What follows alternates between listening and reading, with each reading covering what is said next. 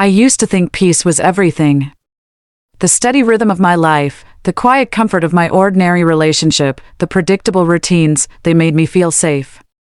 Daniel wasn't flashy, not rich, not a man people would stop to admire on the street.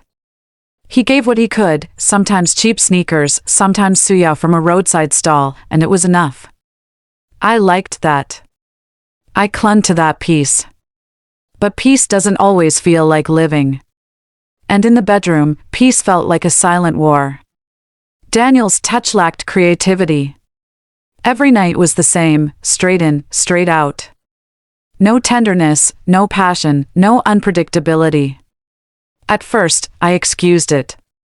He loved me, I told myself. He provided what he could. But the monotony weighed heavy. I started to dream of fire, of something dangerous, something thrilling. Then he appeared, Adrian. Tall, dark, with the kind of dangerous charm that made your knees weak before he even spoke. His presence consumed the space, commanding attention without needing to raise his voice. The first time I saw him, I couldn't look away. I caught myself staring, drawn to the sharp lines of his face, the strength in his shoulders, the aura of someone used to getting what he wanted. Our first encounter was brief. A glance, a word, a lingering look that seemed to pierce through the careful calm I had built around myself. And yet, it left me restless.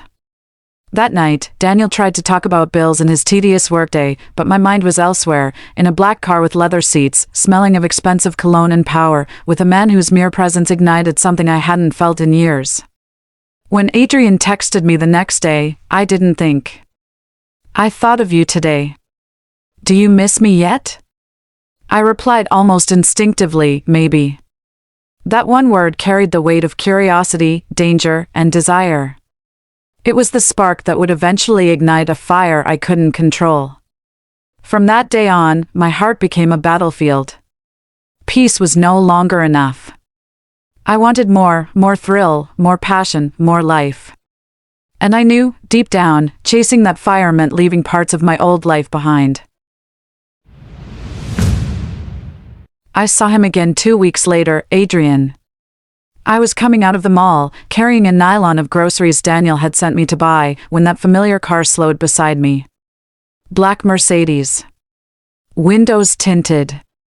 The kind of car that doesn't stop for ordinary people. The glass rolled down slowly, and there he was, leaning against the seat like sin in human form. Need a ride? He asked, his voice smooth like warm honey. I should have said no. But the truth? My heart said yes before my mouth could lie. Inside the car, it smelled like power, leather, expensive cologne, danger. I kept my eyes forward, pretending to scroll through my phone, but I could feel him watching me, studying me like he already knew the kind of woman I was trying so hard not to be. He spoke first. You're quiet, he said. Girls like you usually have a lot to say. I smiled weakly. Maybe I'm not the type you think I am. He laughed, low, deep, and terrifyingly attractive. You'd be surprised how much a man can see. Just from silence. That drive home changed everything. He dropped me off in front of my gate, but his eyes didn't let me go. When I stepped out, he leaned closer and said, "Peace is good. But sometimes, peace is just fear pretending to be comfort." Then he drove off, just like that, leaving me standing there, my groceries forgotten, my mind spinning. That night, Daniel tried to talk to me, but I wasn't really there. He was talking about bills, fuel scarcity, his annoying boss at work. Ordinary things. I nodded, I smiled, I cooked his favorite stew, but my heart was somewhere else. In that black car. With that man whose voice felt like a secret I shouldn't want to keep. Days passed, but Adrian's words kept echoing. And when his message came, I thought of you today. Do you miss me yet? I didn't even hesitate. I replied, maybe. That maybe was the beginning of my fall. The next time I saw him, it wasn't by accident. I made sure of it. He met me outside a quiet cafe in Victoria Island. He was dressed in a charcoal suit that fit his body like it was tailored by temptation itself. When he smiled, it was slow, confident. "So, you came." "I shouldn't have," I whispered. "But you did," he said, stepping closer. And just like that, the fire started. The kind that no amount of peace could ever put out. It started with coffee and ended with a confession I wasn't ready to make. Adrian sat across from me, one hand on his cup, the other resting casually on the table, but his eyes? They were doing all the talking. Slow, deliberate, tracing every move I made, every word I swallowed. He talked about everything, the city, business, the way people chase things that don't matter. I listened, but it wasn't what he said that drew me in. It was how he looked at me when he said it. Like I was already his next decision. After that day, I told myself it would be the last time. But then came one more dinner, one more drive, one more just to talk. You know how sin starts soft, with excuses that sound like logic? That's how it began for me. Soon, I stopped checking my phone when Daniel called. His texts became interruptions, not concern. His presence, noise. And every time Adrian touched my hand, I told myself it was harmless. Until it wasn't. One evening, rain fell heavy over Lagos. The sky looked bruised, the streets blurred under the storm. Adrian had sent me a message, "Don't go home yet. Come up." I don't know why I went. Maybe I just wanted to feel wanted again. His apartment smelled like rain and leather. Dim lights. Music low. He was standing by the window, sleeves rolled up, glass in hand. When he turned, that look in his eyes, it wasn't invitation anymore. It was possession. I stood there, frozen. "This is wrong," I whispered. He walked closer, slow, careful, like he knew every line of my weakness. "Then tell me to stop." But I didn't. The moment he touched me, every reason disappeared. It wasn't love. It wasn't hate. It was a storm, wild, reckless, and too sweet to run from. Afterward, silence filled the room. The kind that's heavy. The kind that makes you realize what you just destroyed. I dressed slowly. My hands shook as I reached for the door. He didn't stop me. Didn't beg. He just said, "You can lie to him, but not to yourself." That night, I came home to Daniel asleep on the couch, TV still on, his plate of food untouched. I stood there staring at him, and guilt hit me like thunder. I wanted to cry, but the tears wouldn't come. Because deep down, I knew I'd do it again. Guilt has a smell, sharp, heavy, impossible to wash off. I carried it everywhere. In Daniel's kitchen when I cooked. In our bed when he reached for me and I turned away. In the mirror when I tried to convince myself I was still a good person. But lies. Lies always find air. It started small, Daniel watching me longer than usual, asking quiet questions that sounded harmless. "You've been busy lately? Who were you on the phone with? Why do you smell like cologne that's not mine?" Each time, I had an answer ready. Each time, his eyes told me he didn't believe it. One evening, while folding laundry, he found a receipt in my purse, the cafe from Victoria Island. The one I swore I'd never go back to. He didn't shout. He just stood there, holding it, like a man trying to understand when exactly his world started cracking. "Lina," he said quietly, "are you seeing someone else?" I froze. My mouth opened, but nothing came out. The silence. It was worse than a slap. He smiled, the kind of smile people use when they already know the truth. That night, he didn't sleep beside me. And for the first time, I wished Adrian would stop calling, but he didn't. When I finally picked up, my voice shook. "He knows." Adrian's reply was calm, almost cold. "Then stop lying to him. You deserve better than guilt." But what he didn't say was that guilt was the price of him. Days later, Daniel left early for work and didn't come back. His line was switched off. His clothes still hanging. His shoes still by the door. Just gone, like silence after thunder. I called. I waited. I prayed. Nothing. And then, one morning, while scrolling through the news on my phone, I saw it, his name. Daniel Adebayo, missing Lagos accountant, wanted for questioning in a financial investigation. The room started spinning. My chest tightened. It didn't make sense. Daniel? Fraud? No. Never. But then another message came in, from Adrian. Just 2 words. Come over. I didn't know it then, but that was the day my life stopped belonging to me. Adrian's house was too quiet that morning. The kind of quiet that hums beneath your skin, whispering something's wrong even before you see it. When I stepped inside, the smell hit me first, rain, leather, and something darker, like smoke and regret. He was sitting by the window, half-dressed, a glass of whiskey in his hand. His phone lay face down on the table, still buzzing with unanswered calls. Daniel's missing, I said, my voice trembling. He looked up slowly, his face unreadable. I know. My heart skipped. You know? He took a deep breath, then stood, walking toward me with that same calm that used to make me melt, but now it only made me cold. Lina, he said softly, Daniel worked for the same firm I did. The same deal. The one that went bad. My chest tightened. What are you saying? He didn't answer right away.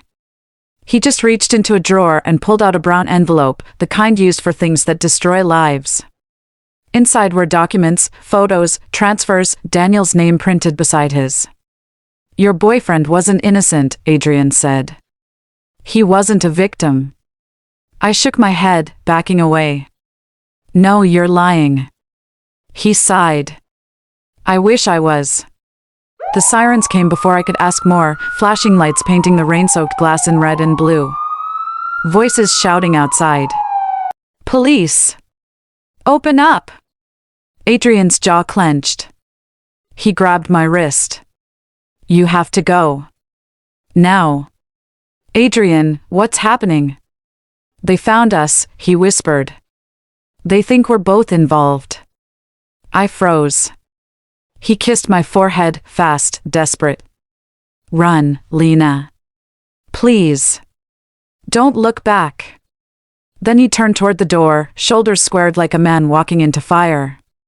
The last thing I heard before everything went dark was the sound of the door bursting open, and a gunshot. When I opened my eyes again, the house was in flames. People shouting, smoke everywhere. And Adrian. Adrian was gone. The firemen said it was an accident. The police said it was resistance. But me? I knew better. Because in the middle of that burnt chaos, I found his phone, cracked, still buzzing. One last message unsent. If I don't make it out, tell her I'm sorry. I never deleted it. Because some fires don't die. They just learn to live inside you. The city went quiet after Adrian died. Not because it stopped moving, Lagos never does, but because, somehow, everything sounded different. The horns, the chatter, even the rain. All of it felt like static behind the silence inside me. They said I was lucky. Lucky I survived. Lucky the police didn't charge me. Lucky they found no proof of my involvement. But luck never felt this heavy. I moved out of the old apartment. Daniel was gone, vanished. His number disconnected, his friends distant. Maybe he was hiding, maybe he was gone too. All I knew was that every name connected to that deal had turned to ghosts. I found a small place in Yaba, 1-room flat, cream walls, 1 window. It was quiet enough to hear my own thoughts. Too quiet. At night, I'd wake up to the sound of messages that weren't there, his voice in my head, that low whisper saying, Peace is good. But sometimes, peace is just fear pretending to be comfort. And he was right. Peace was unbearable. Because peace meant he was gone. Weeks passed before I could touch his phone again. The screen was shattered, but the message still glowed. If I don't make it out, tell her I'm sorry. I stared at it for hours, wondering what he was sorry for. For loving me? For ruining me? Or for making me taste a life that was never mine to keep? Then one evening, while scrolling through old photos, I found something strange. A picture I didn't take. Me asleep on his couch, sunlight spilling across my face. And under it, his caption. My peace in chaos. I broke down. Right there on the floor, hugging a phone that no longer rang, loving a ghost that had set my world on fire. But here's the thing about fire, it doesn't just destroy.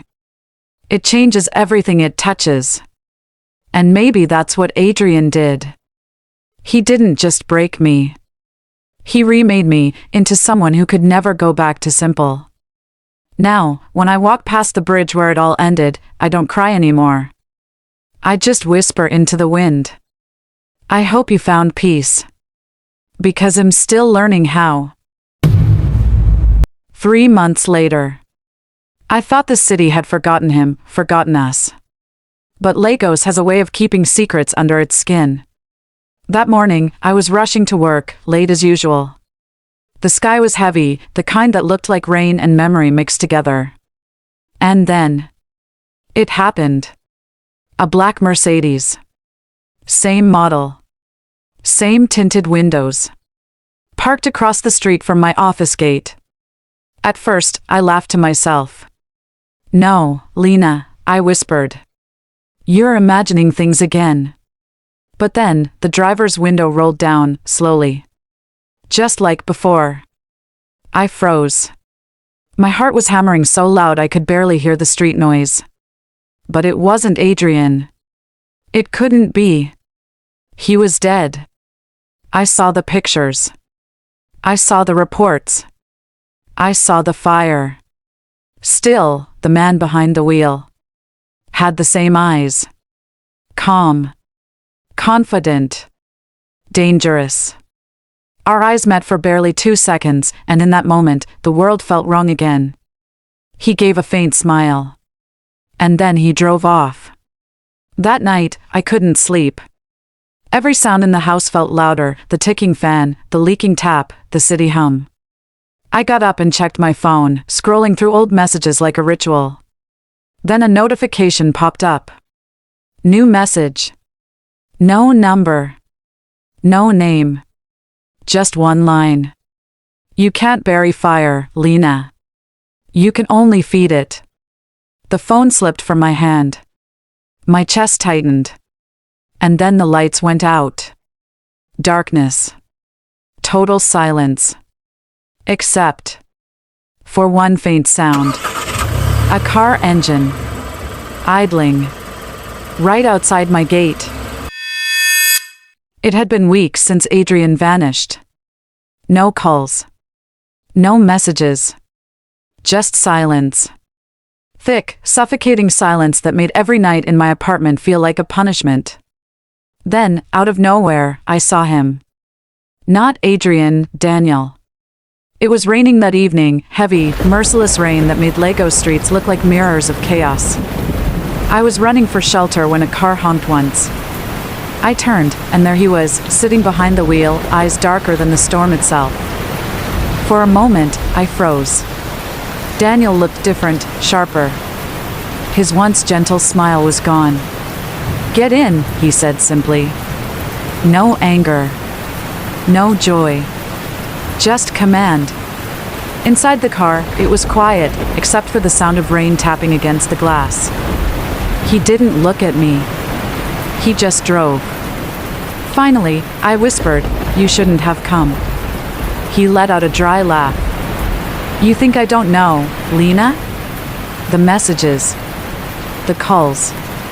The man with the Mercedes. My heart stopped. He knew.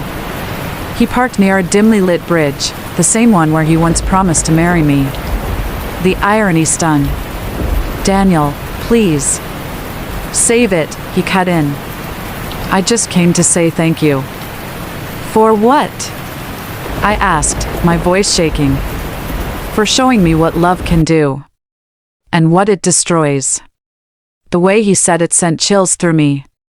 His face softened for a second, then hardened again. "You should stay away from him," he added. I wanted to scream, "He's gone." But before I could speak, Daniel leaned forward, his eyes catching mine. "I know," he whispered. "Because I made sure he would be."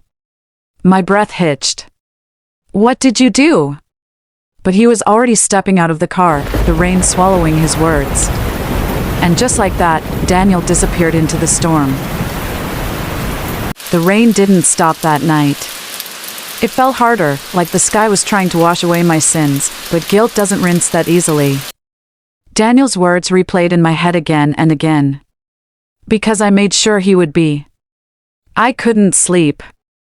I couldn't eat. My mind wouldn't rest. What did he mean? Did he hurt Adrian? Was he lying? By dawn, I was standing outside Daniel's old apartment.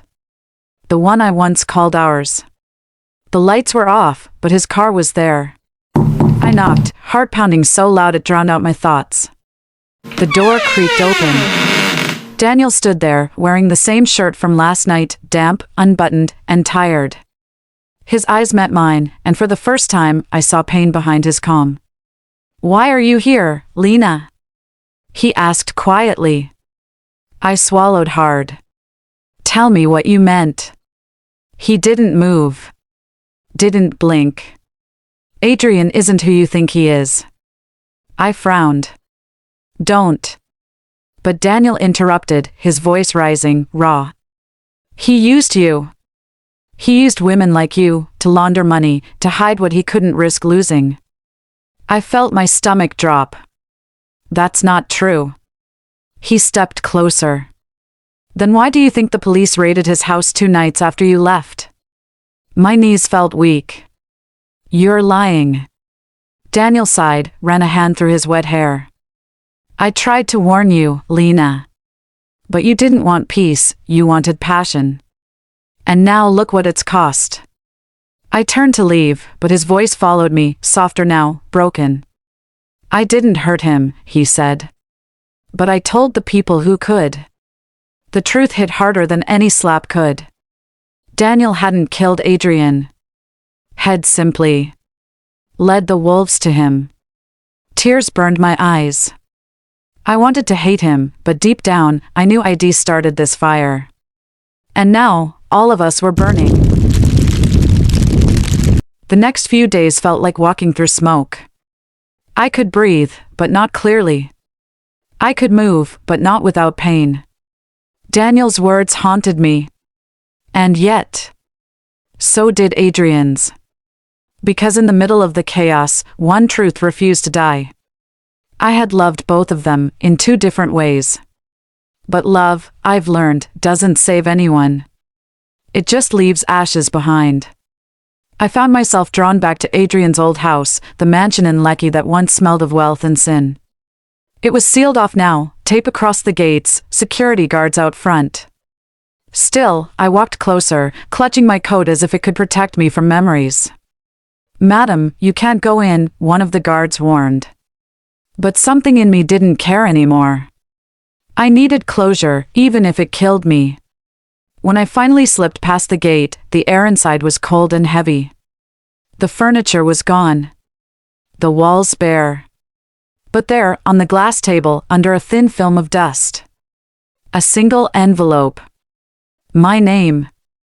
Written in Adrian's handwriting. My heart stopped.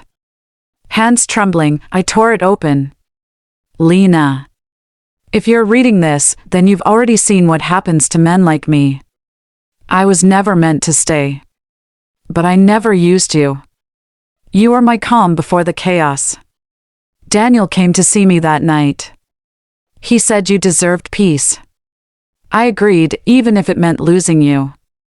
The letter slipped from my fingers. I could barely breathe. He didn't run. He let them take him. Outside, I heard faint footsteps. Daniel stood by the gate, his face unreadable. For a long time, neither of us spoke. The wind howled through the empty building, carrying both our guilt. Then, finally, I whispered, "He loved me, Daniel." Daniel's jaw tightened. "And I loved you enough to save you from him. But it was too late. Because sometimes, saving someone looks too much like destroying them." I walked past him, tears mixing with the wind. Behind me, the mansion stood silent. Like a graveyard of everything I once mistook for love. And that's when I finally understood. The fire wasn't them. It was me. So, what do you think really happened that night? Was Daniel innocent or just better at the game? Tell me in the comments. And don't forget to like, comment, and subscribe. Because on Drama Unmasked, the truth always twists.